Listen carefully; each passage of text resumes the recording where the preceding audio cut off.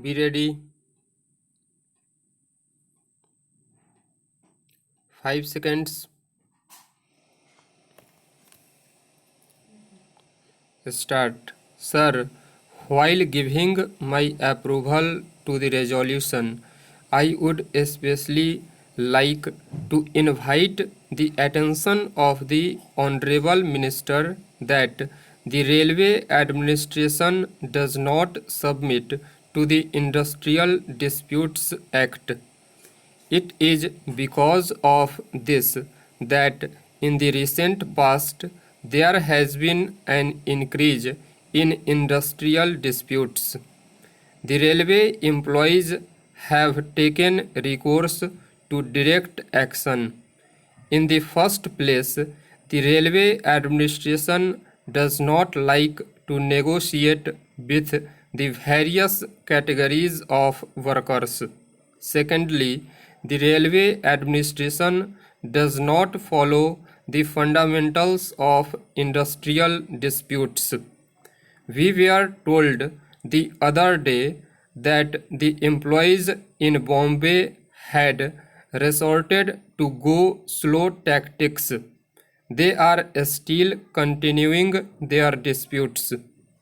The question arises that in case the management does not want to accept their demands, the workers have no other forum to go to.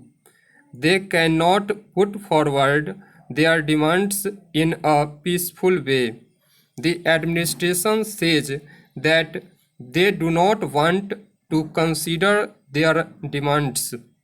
It may be that, according to the administration, their demands are unjust or that the demands are such that they do not want to concede to them. But let there be a third machinery which would be able to resolve the dispute. Therefore, my submission is that the railways should take recourse to the machinery which has been set up under the Industrial Disputes Act. After a notice of demand, let there be conciliation, and if there is failure of conciliation, let the matter be referred either to the adjudication tribunal or arbitration by a third man. This is my first suggestion. Secondly, sir, the other problem is that of contract laborers. The contract laborers are left to the mercy of the contractor, and I know that the contract laborers are being paid very low wages, with the result that they have to work under all adverse circumstances. They do not get any benefits which are available to other employees who have got a status of railway employee. At least in respect of wage rate, why don't you give them what would be called a minimum wage, keeping in view today's high cost of living? My suggestion is that the railways should come out with a minimum wage that will be payable to all workers who are required to work through a contractor.